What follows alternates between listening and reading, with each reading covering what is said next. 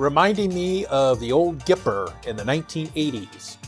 The GOP is trying to make the old white people scared of outsiders, to distract from having no real reason to vote for them. Don't fall for the fake politics of hatred.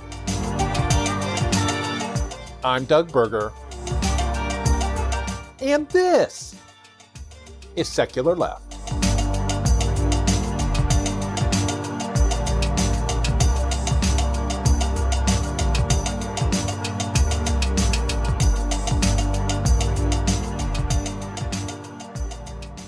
I recently just did an episode, in fact it was the last episode before this one, where I talked about the propensity of Republicans to drag out the unclean, criminal, illegal immigrant hordes that are going to kill your children and take over your town and take your jobs and vote for Democrats. And I no sooner got done talking about that gimmick that it comes out in the debate on September the 10th when the convicted felon Trump debated Vice President Harris. And at one point, he talks about that a group of immigrants, illegal immigrants he called them, in Springfield, Ohio, are eating dogs and cats. And rightly so, Vice President Harris was laughing about it. She was just incredulous about it.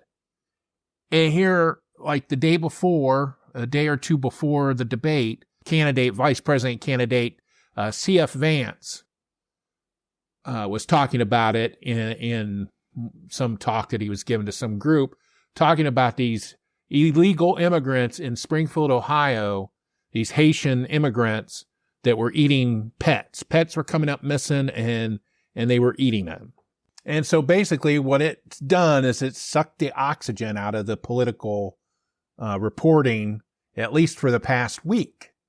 And the reason why it keeps going is because Vance and Trump won't let it go. It's been debunked. It's false. There weren't illegal immigrants in Springfield eating pets. You know, the Republican mayor said there wasn't anything. Law enforcement in Springfield said they didn't have any reports. And, in fact, the woman on Facebook that started the rumor that was amplified by Vance on Twitter, she even said that it wasn't true. And that it was just a rumor she had heard. And so, like I said, you know, this is the big gimmick because Republicans do not have anything else to run on. Trump does not have anything to run on. As we saw on the debate when they were asking him point blank what his plan was to replace the Affordable Care Act, which he has been talking about since he was president. And he said that he didn't have any details, but he had a concept of a plan. So they don't have any policy plans. They're running on fear. They're running on fascism, authoritarianism. You know, they're threatening to do mass deportations. And it's this kind of otherness, you know, taking these marginalized groups and making them the others to be feared is trickling down into state races. And I'll talk about that in my next segment. But I wanted to talk about this Haitian immigrant issue in Springfield, Ohio. And it has been debunked. There is no Haitians going around eating pets. It's just a damn lie is what it is. And the fact that C.F. Vance keeps doubling down on it makes me want to even call him C.F. Vance even more. And CF stands for couch fucker. You know, so if he's going to mislabel a whole race of people, then I'm going to mislabel him. And J.D. Vance isn't even the name that he was born with. But that's a whole other issue. So anyway, so C.F. Vance isn't backing down. They claim to have a police report that a cat was missing. And the person that reported the cat was missing said, "Oh, we found the cat. It was in the basement the whole time of their house." So they just grasp at these straws to make their racism and their bigotry stick. So we get this thing, and Trump is threatening to come to Springfield, and Mike DeWine, the governor of Ohio, who won't call Donald and Vance on their lies, but he's saying that it's not true, but he won't call them liars. He'll just say that what they're saying is not true. And so basically what it is it's not 20,000 migrants. They weren't just dumped one day, and they are all legal, according to the U.S. government. They are legal, and the government knows where they're at. And I'll explain, okay? They are Haitian immigrants that came to the United States as refugees because of the civil strife and the gang warfare going on in Haiti right now, or has been going on in Haiti. So they went to the United States, and the Biden administration gave them temporary green cards to allow them to work, which means technically now they are legal immigrants. Not necessarily going to stay for the long term, but they're allowed to stay in this country, and they're allowed to work and get a paycheck and pay taxes just like everybody else. So a group of Haitians ended up in Springfield, Ohio, which is east of Dayton. It's between Dayton and Columbus in central Ohio, because they found out that there was jobs available. So they go and they go and take these and start working. Well, they liked living there. There's plentiful jobs. There was a lot of openings for job openings. And so they let their friends and family in the Haitian community in Florida know about it. And so then they started coming to Springfield. So it is at least 12,000 Haitian migrants have come to the Springfield, Ohio area over the last couple of years, as they've gotten word of mouth that there's jobs. So not only are they legal, but they all have jobs. Now, of course, the downside of that is that Springfield isn't much bigger than the town that I grew up in, and they don't have a lot of resources to handle an influx of people like that. That's understandable.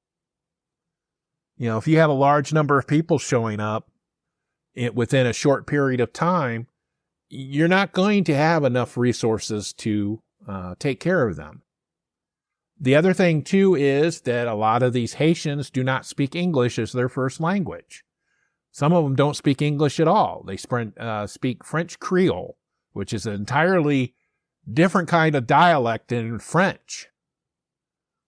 And so now they need translators for some of the government stuff in order to get enroll their kids in school and to get medical treatment. They need translators. So that's also a difficulty. So I'm not going to say that it's all been unicorns and roses in Springfield. They are having struggles with their infrastructure and the government trying to provide for these new people. But again, they are legal and they are working. They're not on welfare. They're not on drugs. They're not drug dealers. They are working in these factories and other places that needed workers. And even the owners, the business owners, are saying, yes, we need these people. We needed these people. They work hard. They come in every day. And here you have a candidate for President of the United States and a candidate for Vice President of the United States basically slandering a whole group of people, saying that they're criminals and that they're illegal immigrants, calling for mass deportations. knowing that what they were talking about with eating cats and dogs was false. And they knew it was false before they even said it. But as I said in my last episode, they used this gimmick to strike fear in white people, their base, trying to gin up enthusiasm for their base to come vote for them by, quote, protecting the community, unquote. And it's just ridiculous. So then yesterday, I saw on the news that the failed presidential candidate, Vic Ramadamanan, whatever his name is, that lives in the Cincinnati area, decided to have a town hall. He's going to get to the bottom of this. He's going to figure this out for everybody. And so Channel 6 in Columbus had a sizable story about it on their news. Bob Kendrick, one of the anchors down there, attended this town hall. And so what I want to do is I want to play the story from the town hall, and then I'm going to comment on it after it plays. Now, he had promised a diverse set of voices coming to the table tonight, but it turns out Haitian voices were not among them. I don't actually blame any of the 70,000 people in Springfield for the mess in Springfield. Springfield, a city under siege, trying to assimilate thousands of Haitian immigrants, a local example of a nationwide issue. After meeting with a bunch of them today, I don't even blame the 12 to 20,000, most of them certainly, I don't blame most of them, the Haitian migrants, who were brought here by unconscionable means. I blame the federal policies. Vivek Ramaswamy says he wants diverse voices in the conversation to hear the problems they see. You try to get into a hospital that's 100% capacity. We now have an influx of people coming into these schools that the focus is on them because they have not assimilated, they do not know the culture, they do not know the language. What is happening to our kids is not fair. I think one thing we should be united on, there simply are too many mass migrants here. So we need less migrants in this town. We can't absorb them. We need to take some of that money that's being given to them and give that to people in the community who've been harmed by this. Attendees complain the diverse voices do not include city leaders. They don't really know, if they're not living on that side of town, what really goes on. Ramaswamy claims he invited them. I sat there for an hour with them after we met with the Haitian group. I think they actually really do care, at least the subset I met with. I think the reason they're not here tonight is not because they don't care about this. It's because they're scared. As for solutions, most came from Ramaswamy, including, if we've had the largest influx of illegal immigrants in American history, that it stands to reason we should have the largest mass deportation of immigrants in American history. If you're going to pick the limited number, you may as well pick the ones that are most likely to be able to assimilate, most likely to be able to be participants in economic action, and those who are able to actually integrate their kids into the schools. Tempers staying mostly in check. Well, just one. This is my minute. This exchange over faith-based groups bringing in immigrants. We're not unwelcoming to that effect. But 20,000, when does it stop? I hope that Springfield's best days are ahead. Any actionable items? Yeah, I do. I think we need to make sure that people actually are able to pass not only written light driver's license tests, but driving actual tests. I think there's a strong consensus that immigrants who enter the country who are going to have dependence on the welfare state should not be permitted to actually enter the country. But I think there's actually consensus among that, and even in the Haitian community, too. Good seeing you, man. Appreciate you. Thank you. Thank you. So I think that there's a lot of common ground and agreement that is it'd be a lost opportunity if we believe that everybody's divided. We're not nearly as divided as we actually have to be. Now, I was a little bit surprised by that story in how relatively objective Bob Kendrick's is, because WSYX in Columbus, Channel 6, is a Sinclair station. And for those that are knowledgeable about politics in this country and follow it, know that the Sinclair stations normally support Trump and the Republicans. So yes, it was a favorable report for Vic in his town hall, but they did stick with some of the facts. The facts being that they chose to air some clips of him talking, where he talks about that it's not the fault of the Haitians, it's not the fault of the people in Springfield, it's the fault of federal policies. And that he claimed that it was that they were shipped to, well, he didn't say shipped, but they ended up in Springfield due to unconscionable federal policy, which is not correct.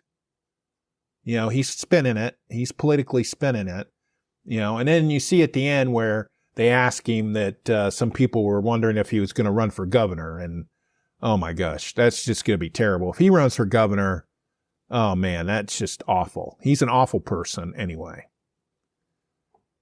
But then, of course, Hendricks points out that there were no Haitians speaking at this town hall. And they also noted that the people from the city government didn't show up. So basically, you had, well, there was one black person. There was one black person that said something. I'm sure there was a couple black people in that audience, but the majority of them were white, older people, a lot of them with MAGA hats. And then I also liked the little tidbit where they were talking about how it was getting a little bit spicy with the anger when somebody was talking about complaining about faith-based groups bringing migrants into town. And I think that has some validity to it. And this woman got mad and said, it's not that we're not welcoming. It's just it's 20,000 people, which is not true. It's 20,000 migrants. When's it going to end? And you do have some churches and some religious groups that do sponsor and bring in migrants, people that moved into the country. We see that a lot here in the Toledo area, where they had a lot of people come in from the Ukraine when the dust up in the Ukraine was happening or still happening. We had people from Ukraine that came in. We've had people in history, over the years from the Middle East. Dearborn, Michigan is a very sizable Muslim population, which is not too far from Toledo. And Toledo also has had a lot of immigrants from the Middle East. So that's not saying anything new. And a lot of times churches and religious groups are the ones that help them get established, help these people get established. And like I said, these Haitian migrants were legal. They were given special temporary status. They got a green card. When they applied for a job and they started working, they should have filled out an I-9. An I-9 is what they determine as their citizenship, whether or not they're legal to work. So the government knows where these people are. They're not just freewheeling it, showing up any old place that they want to go. When they got their temporary green card, they had to let the government know where they were at. And then when they got the job, they let the government know where they were at. And so, like I said, this is just a gimmick that the Republicans use because they've got nothing to run on. They have no policy other than cut taxes for the billionaires. That's the only policy you ever hear them talk about besides deporting immigrants, securing the border. And yes, the border is important.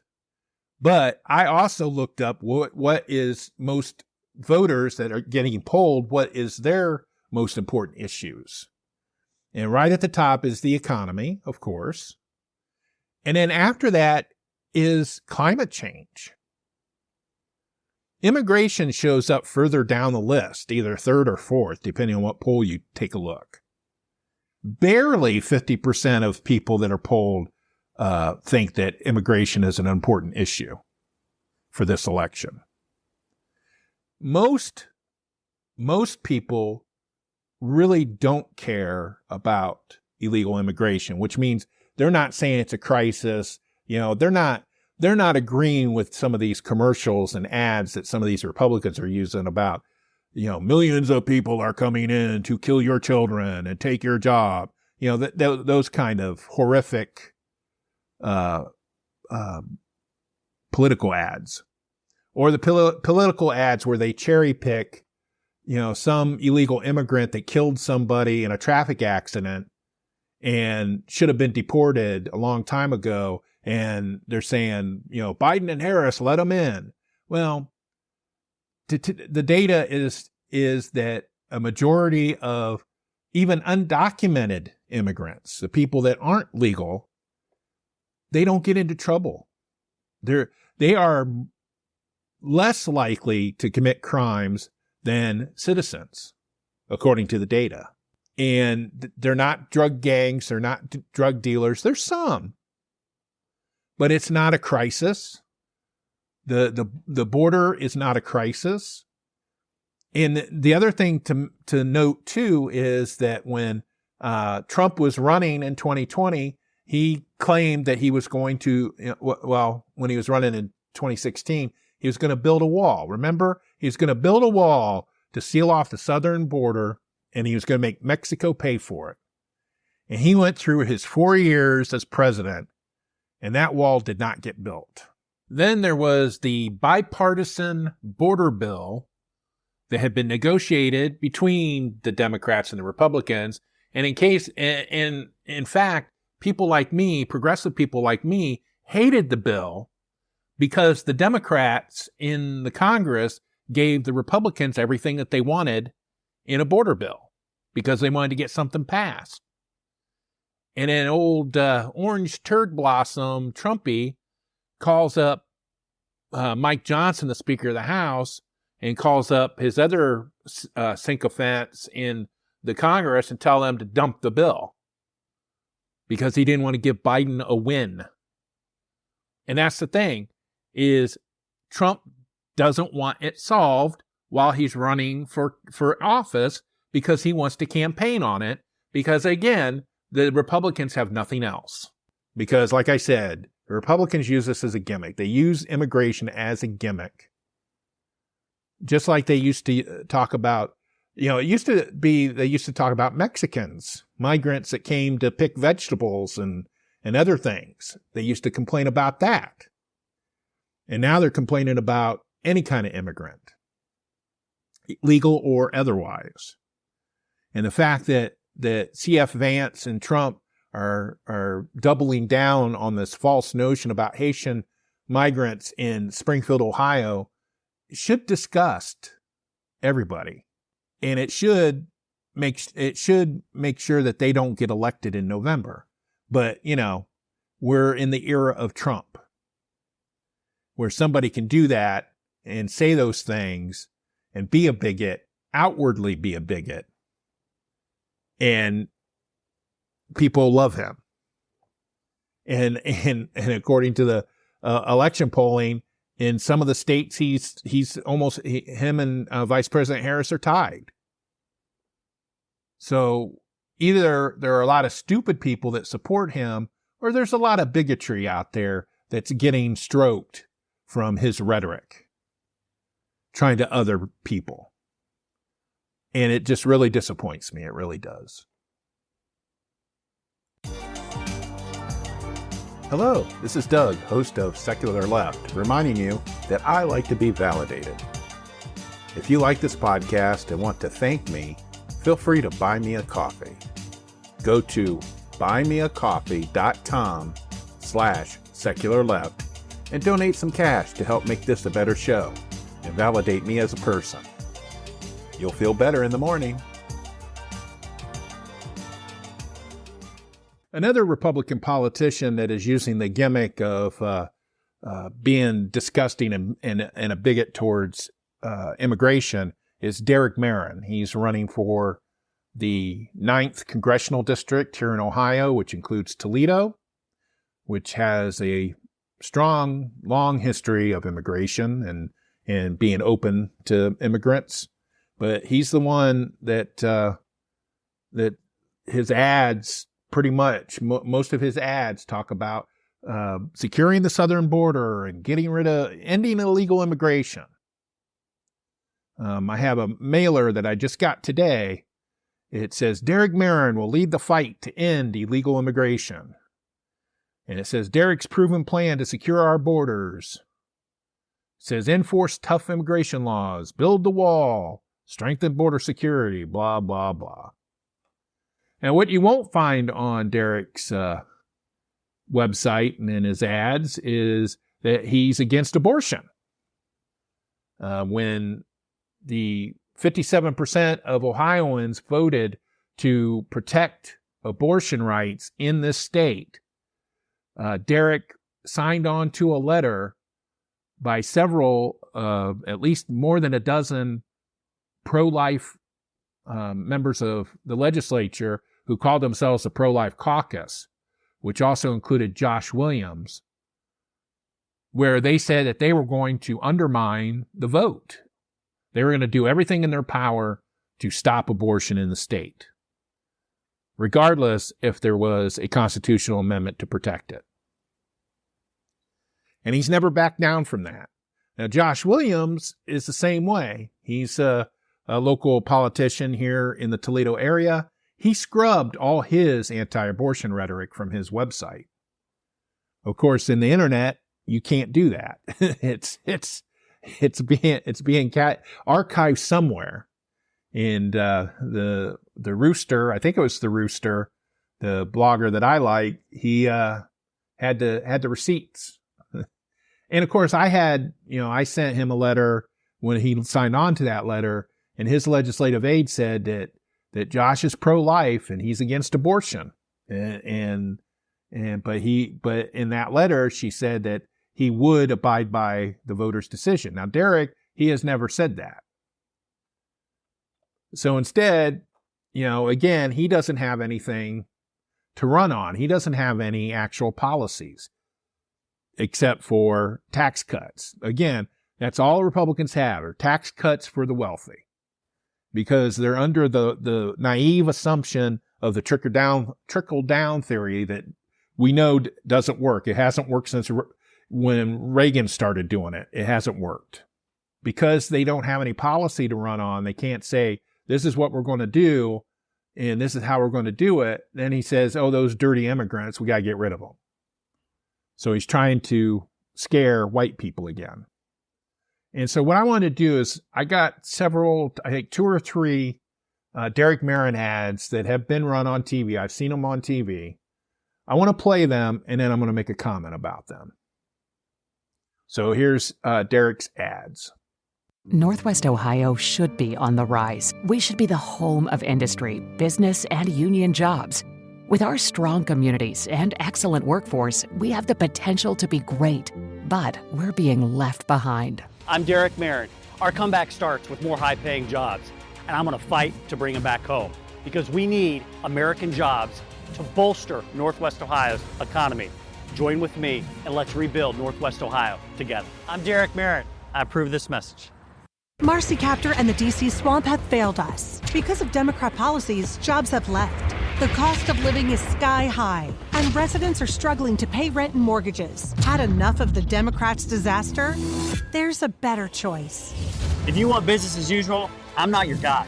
But if you want a fighter, someone who will join with President Trump to take on the establishment, to fix our borders and fight for our families, then join me, and together we'll take the fight to D.C. I'm Derek Merrin. I approve this message.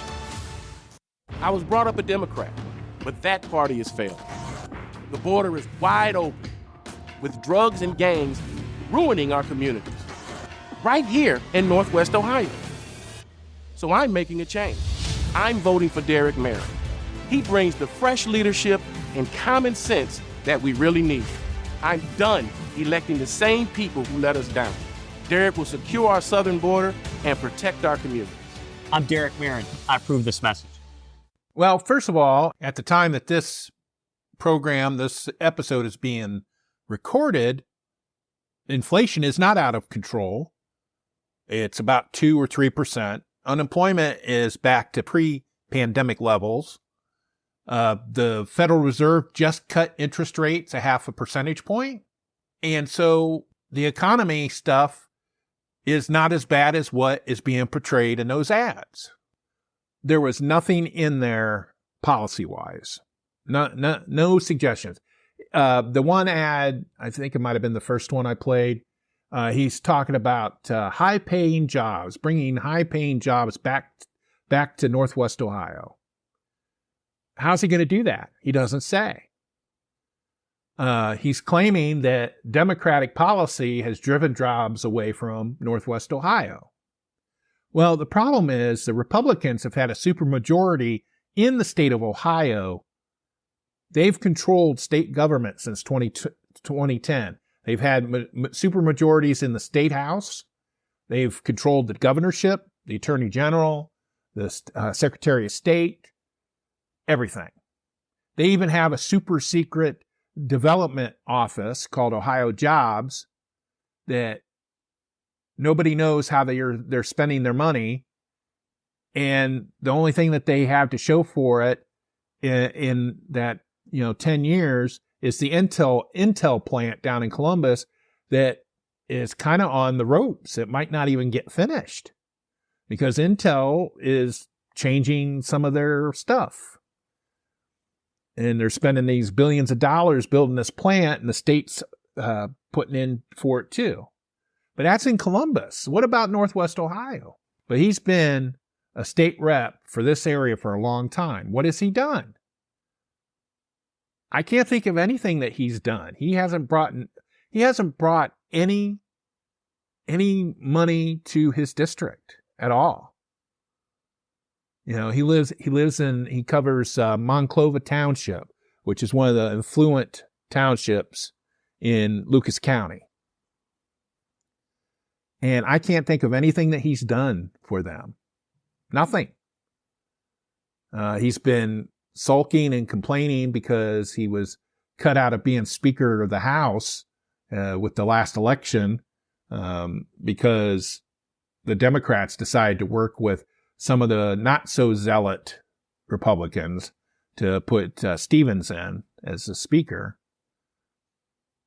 And so he's been running for the House since then, the U.S. House. But yeah, so in his ad, he says, we're going to bring back high-paying jobs to Northwest Ohio. How? He's had plenty of chance. He's not an outsider. He plays this thing like, I'm an outsider. He didn't care that Larry Householder was bribed for $6 million.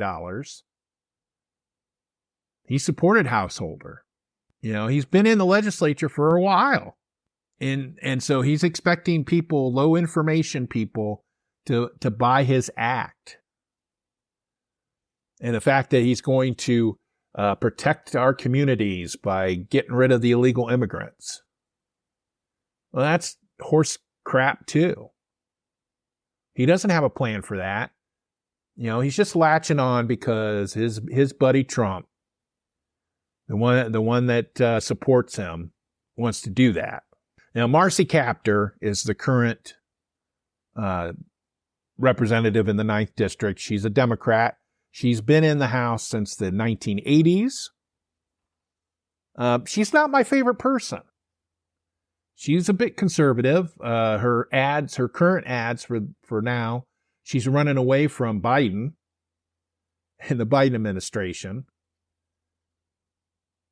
She has been tough on crime, trying to be tough on crime.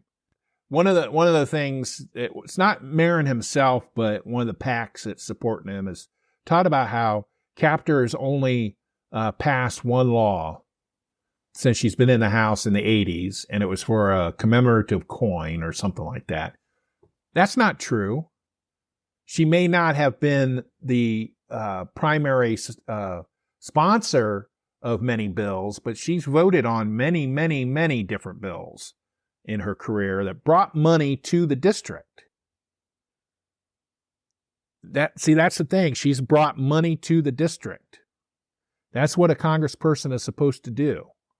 And then, because if you want to talk about not passing any laws or not being a primary sponsor of any laws, Jim Jordan in the 4th District who is basically Trump's boy toy, he hasn't sponsored any legislation that has passed. In his whole career, he's been in the House for 15 years. You know, he's good at ignoring subpoenas, but he's terrible at sponsoring any bills, because that's not the job that he wants to do. He wants to get the press. He wants to serve on that committee and yell at people and investigate stuff that doesn't need to be investigated. So anyway, I just wanted to point that out about Derek Merrin. He's got that. We're going to bring back high-paying jobs to Northwest Ohio. But he doesn't have a plan to do that.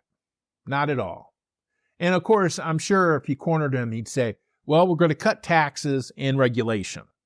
Well, that's not going to bring high-paying jobs to Northwest Ohio. I'm sorry to say, Derek Merrin.